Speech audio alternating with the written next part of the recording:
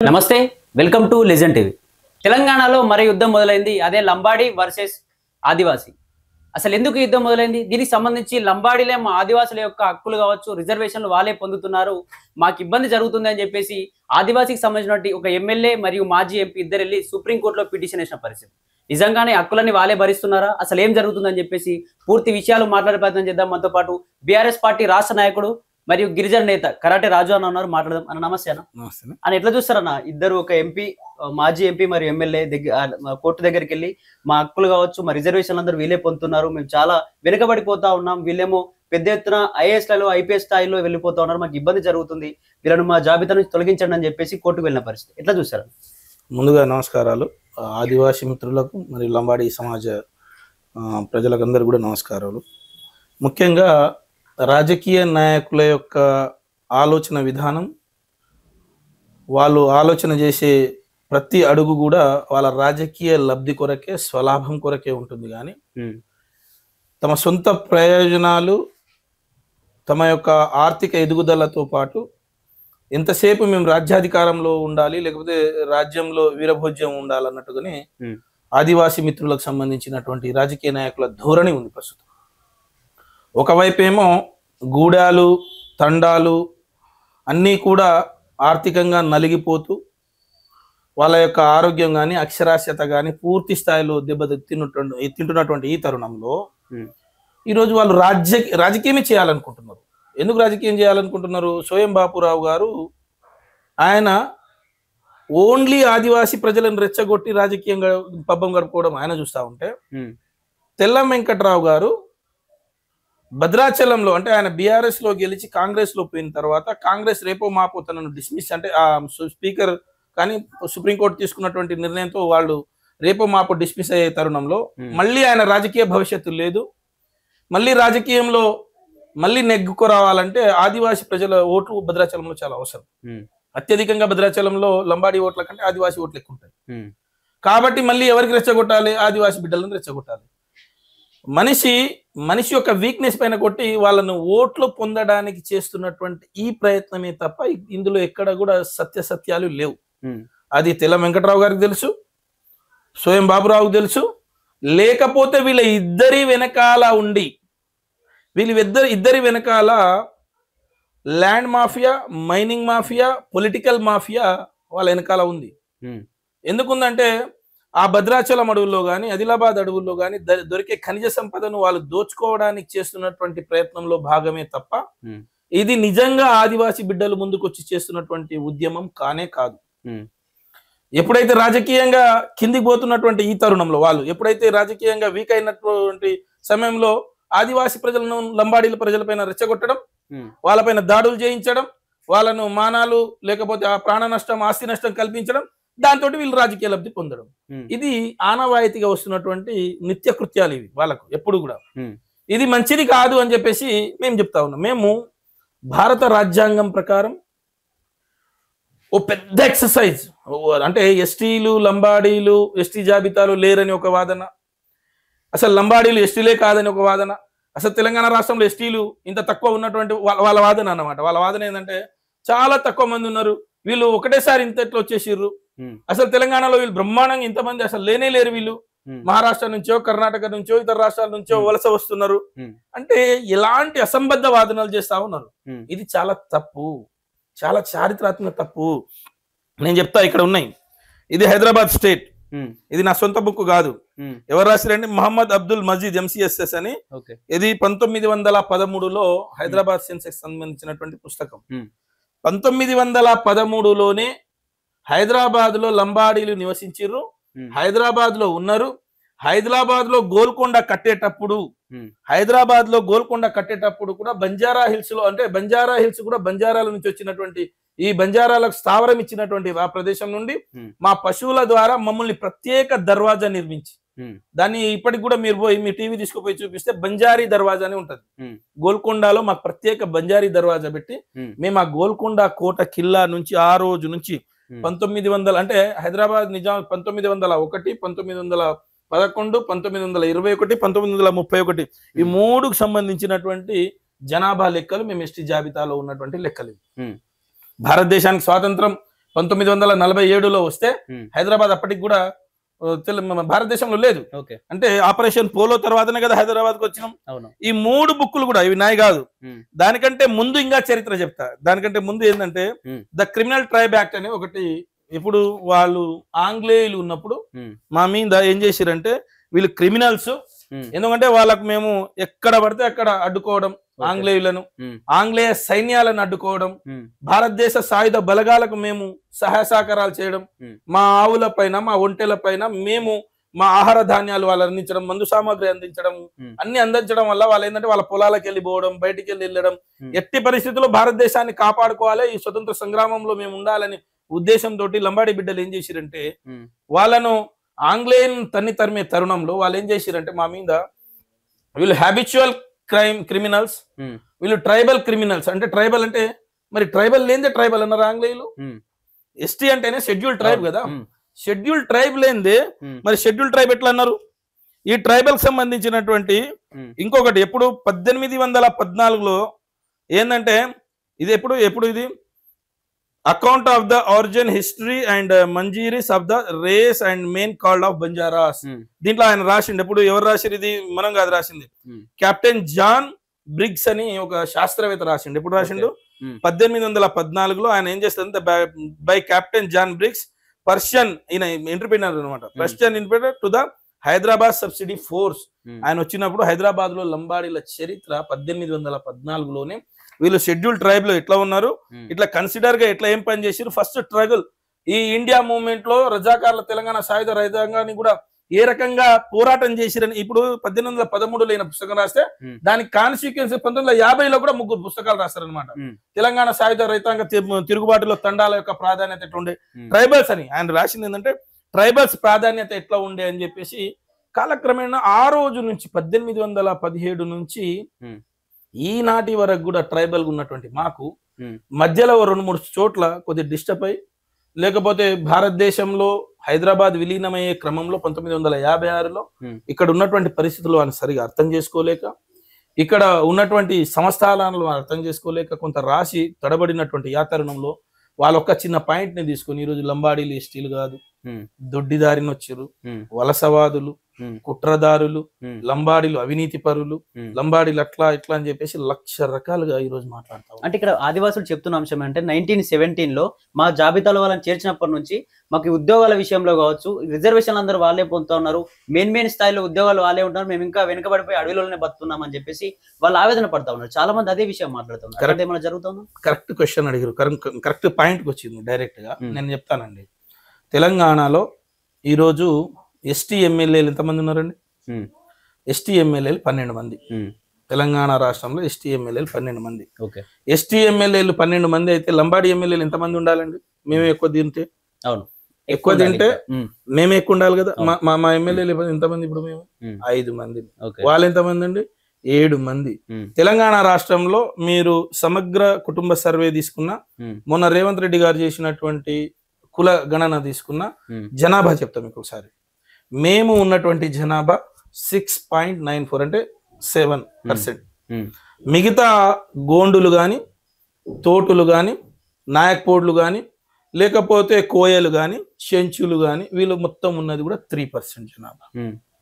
తెలంగాణ రాష్ట్రంలో రిజర్వేషన్ ఎంత అమలు అవుతుందండి? ఎస్టీలకు 10% రిజర్వేషన్ అమలు అవుతుంది. 10% రిజర్వేషన్ అమలు అవుతే ఎస్టీ జాబితాలకు వెళ్ళి లంబాడీ వాళ్ళను తీసివేస్తే, అంటే 7% ఉన్నటువంటి లంబాడీలను తీసివేస్తే మిగిలేదు ఎంత అండి? 3%. అంటే 3%లో తెలంగాణ రాష్ట్రంలో ఒకవేళ నిజంగా 3% రిజర్వేషన్ అమలు చేస్తే మరి గోండులకు కానీ, ఆదివాసీ బిడ్డల కోయలకు కానీ, లేకపోతే ఇతర కులాల తోటులు కానీ, ప్రధానులు కానీ వాళ్ళకి ఎంత రిజర్వేషన్ వస్తుంది? 3%. అప్పుడు ఎంతమంది ఎమ్మెల్యేలు అవుతారండి? వాళ్ళు 3 అవుతారు. అవును. నువ్వు రాజ్యాధికారం వైపు ఏ రకంగా, మీకు ఏ ఆలోచనతోటి మీరు ఎస్టీలను లంబాడీలను ఎస్టీ జాబితాలకు వెళ్ళి తీసేమని అంటున్నారు? We are the single largest population of Telangana state. నేనేమంటున్నానంటే మీకు ఒక మాట చెప్తా. ఇప్పుడు మీరు బీసీ బిడ్డ అనుకుందాం మాట వరుస. బీసీలలో గౌడ్లు, యాదవులు, చాకలి, కంసలి ఇట్లా రకరకాలుగా ఉన్నారు. గౌడ్లు మంగళం చేసుకోరు, చాకలి ఇంకొకరు చేసుకోరు, అట్లా ఉండరు. మా బంజారా బిడ్డలు మా బంజారాలకి చేసుకుంటారు. మీరు ఏ కులాన్ని లెక్కగట్టిన తెలంగాణ రాష్ట్రంలో లంబాడి కులం అనేది అత్యధిక జనాభా కలిగినటువంటి తెలంగాణ రాష్ట్రంలో ఒకే ఒక కులం లంబాడి కులం. 7% పాపులేషన్ అండి. ఎస్టీలు మొత్తం తీసుకుంటే 10%. ఈ మధ్య కాలంలో ఇంకో 1-2% పెరిగింది. 1-2% పెరిగింది.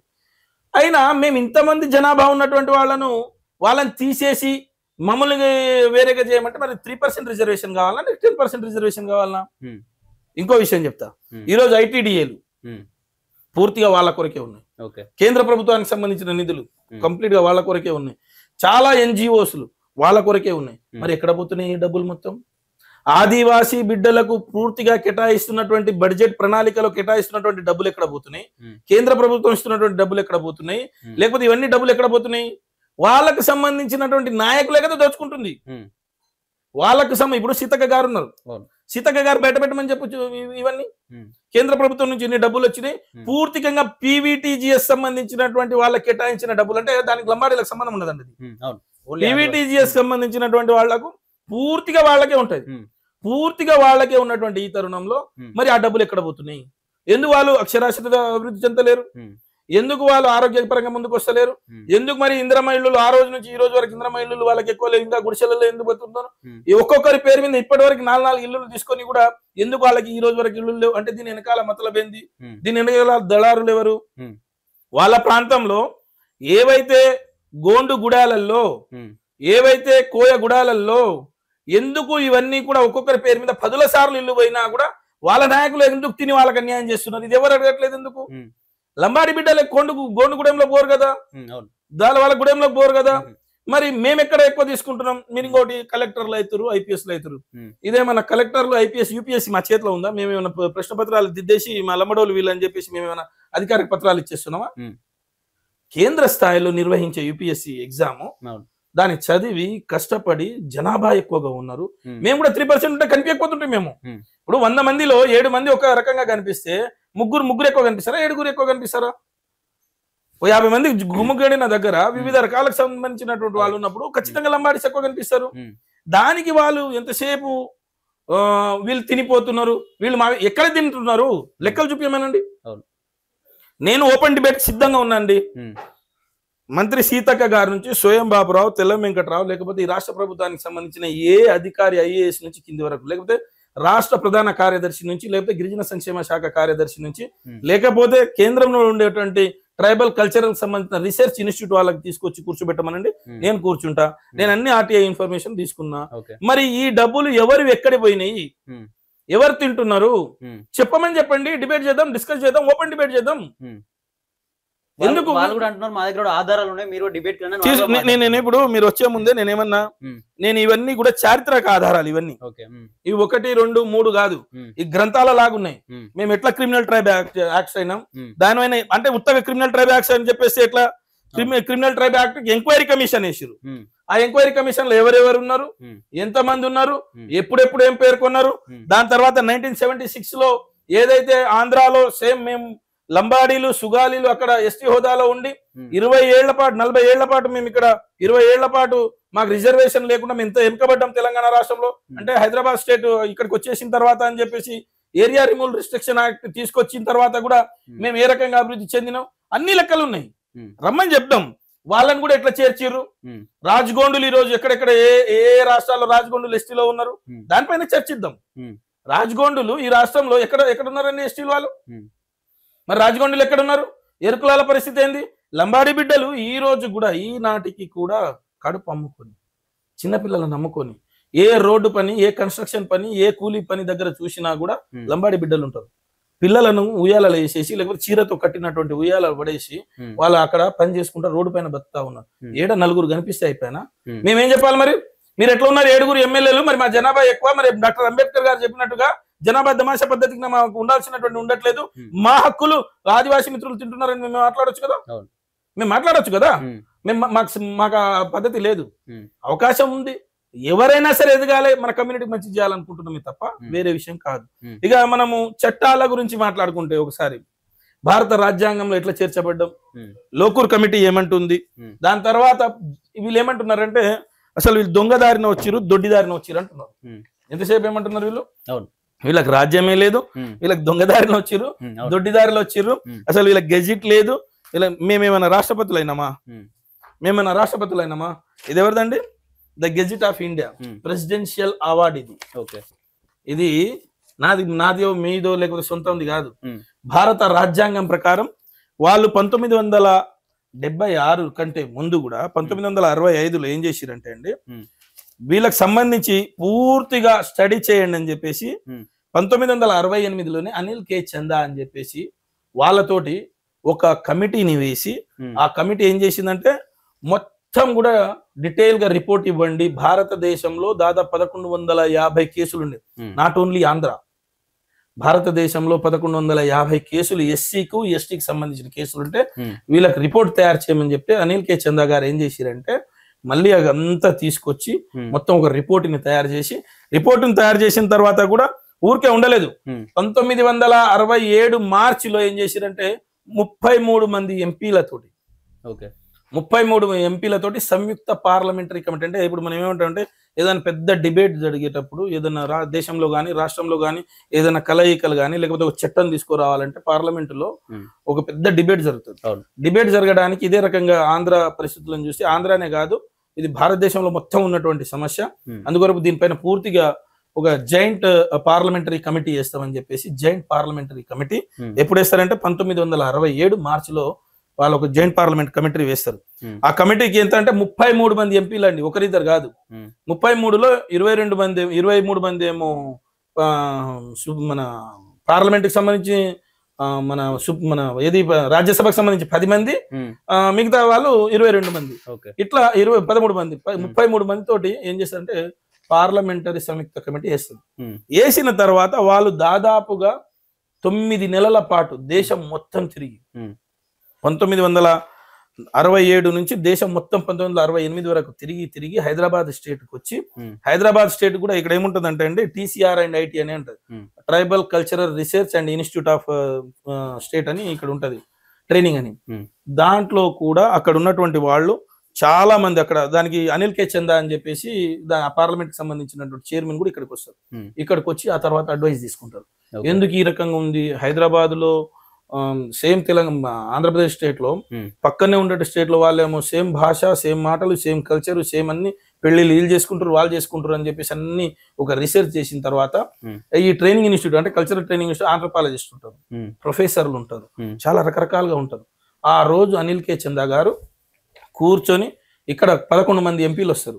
ఆ పార్లమెంట్ లో వీళ్ళు ఏం చేస్తారు 10 గ్రూపులుగా విడిపోయి 10 మంది 10 వివిధ రాష్ట్రాలకు వెళ్తారు అనమాట. మహారాష్ట్రకు ఒకరు, గుజరాత్కి ఒకరు, కర్ణాటకకు ఒకరు, ఒక్కొక్క రాష్ట్రం పోతే ఎవరైతే ఈ పార్లమెంట్ సంయుక్త కమిటీకి చైర్మన్ అయినటువంటి అనిల్ కే చందా గారు ఇక్కడికి వచ్చి కూర్చొని ఇక్కడ మాట్లాడిన తర్వాత, అరే ఇదంతా ఏదో ఉంది ఇక్కడ హైదరాబాద్ తెలంగాణ స్టేట్ లో కానీ, కర్ణాటకలో కానీ, మహారాష్ట్రలో కానీ ఇదంతా అంటే ఈ సంస్థానాలు ఏవైతే భారతదేశంలో కలిసిన దగ్గర ఇది చాలా ప్రాబ్లం ఉంది, దీన్ని వెంటనే పార్లమెంట్ దృష్టికి తీసుకెళ్లాలని చెప్పేసి తీసుకుపోయి కూర్చోబెడతారు. ఇది పెద్ద డిబేట్ జరుగుతుంది పార్లమెంట్ లో, మామూలుగా జరగదు. లోక్సభలో రాజ్యసభలో 2 చోట్ల భయంకరమైన డిబేట్ జరిగి ఆపేస్తారు. ఆపేసిన తర్వాత 1968లో ఏం చేస్తారంటే అండి మళ్ళీ పెద్ద గొడవ జరుగుతుంది. ఇది దేశం మొత్తం కూడా జరగాలి, 1156 కేసులు ఉన్నాయి ఇలాంటివి దేశం మొత్తము అని చెప్పేసి దేశంలో ఉన్నటువంటి 248 జాతులకు సంబంధించిన చర్చ జరుగుతుంది అక్కడ. ఇది చర్చ అనుసారమే ఇక్కడ నా దగ్గర ఉన్నటువంటి ఈ పుస్తకం, ఇది వాళ్ళ యొక్క రిపోర్ట్ మొత్తం భారతదేశంలో జరిగినటువంటి ఎక్కడెక్కడ ఏ కులాలకు సంబంధించి ఎప్పుడెప్పుడు ఏమేమి జరిగింది అనేది మొత్తం.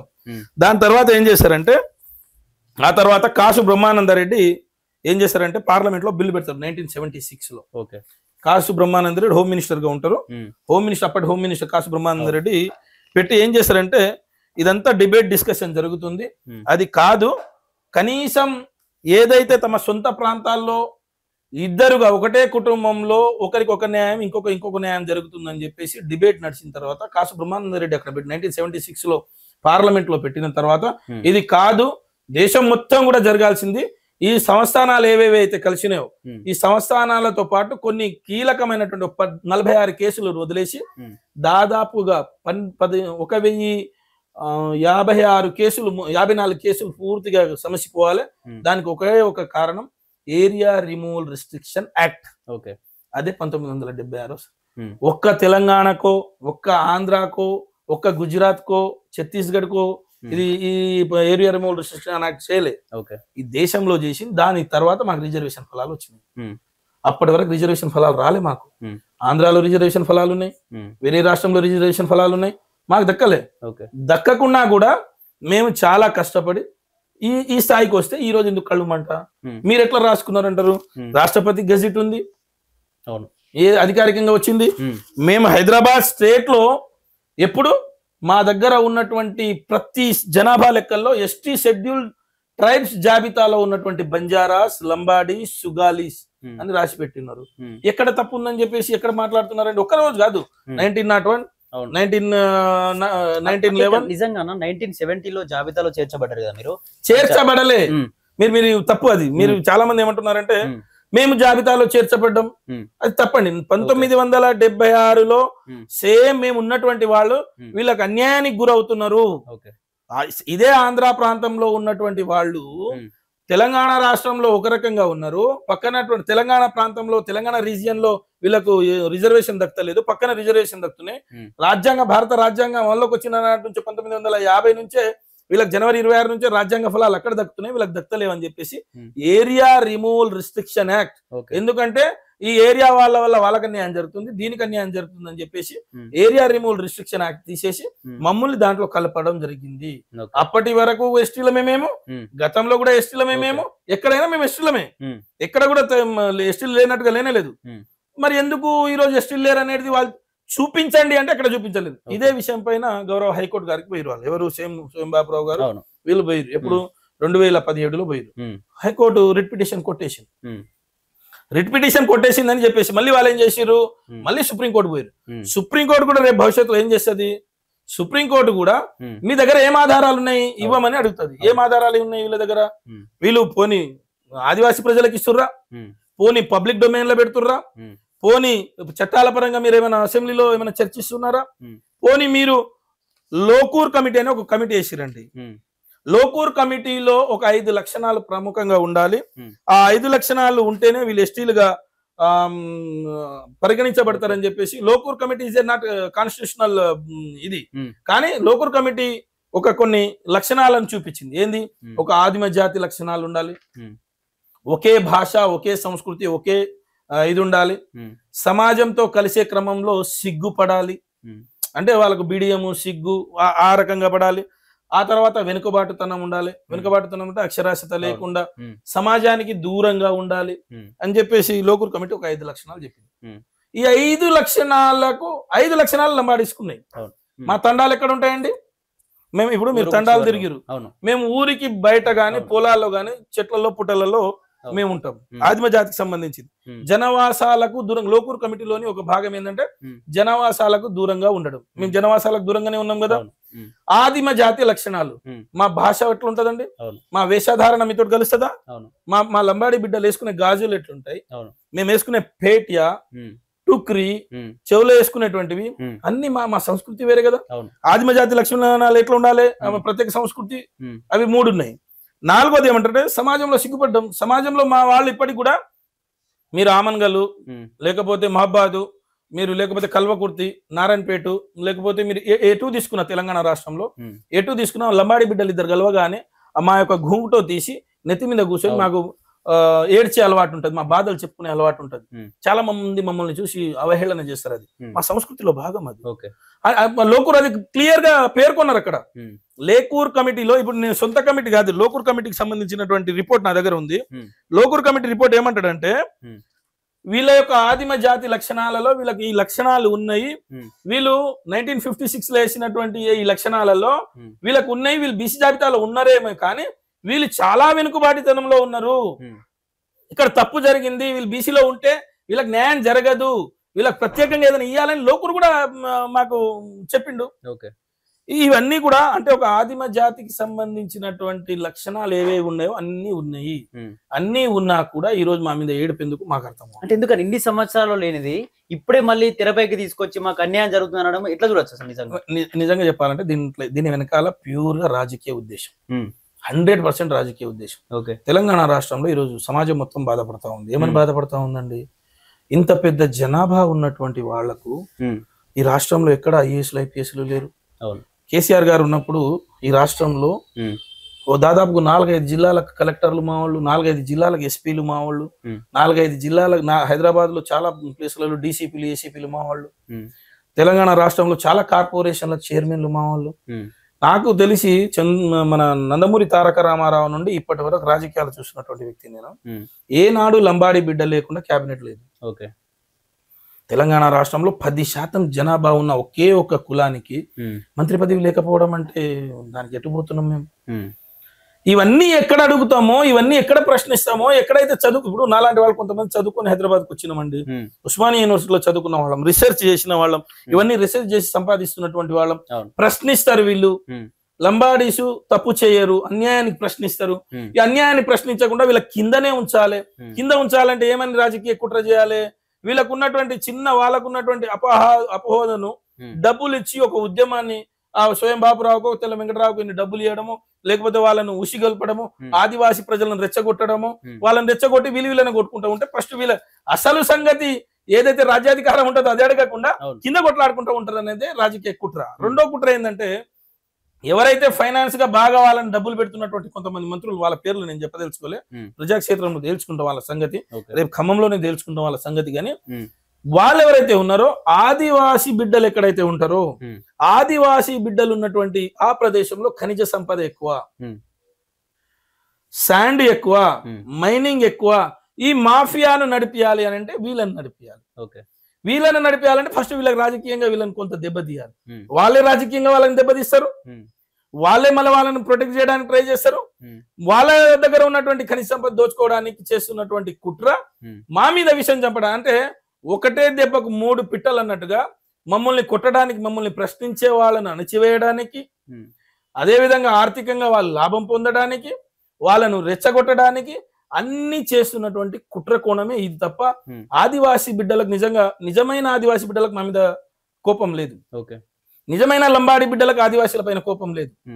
తండాలో ఉండేటువంటి ఏదైతే రోజువారి కూలీ చేసుకొని బతుకుతున్నటువంటి ఆ బిడ్డకు నాకేం కావాలి, రోజు కనీసం నాకు తిండి కావాలి, నెలకింత పెన్షన్ కావాలి, నెలకింత మాకు ఊరికి ఆరోగ్యం ఏదైనా ఇంత మందు బిల్ల కావాలి, గోలీ కావాలని ఆశించే ఆదివాసీ బిడ్డ గాని, లేకపోతే ఆదించే లంబాడి బిడ్డలకు గాని ఇక్కడ కొట్లాట లేదు, గొడవ లేదు.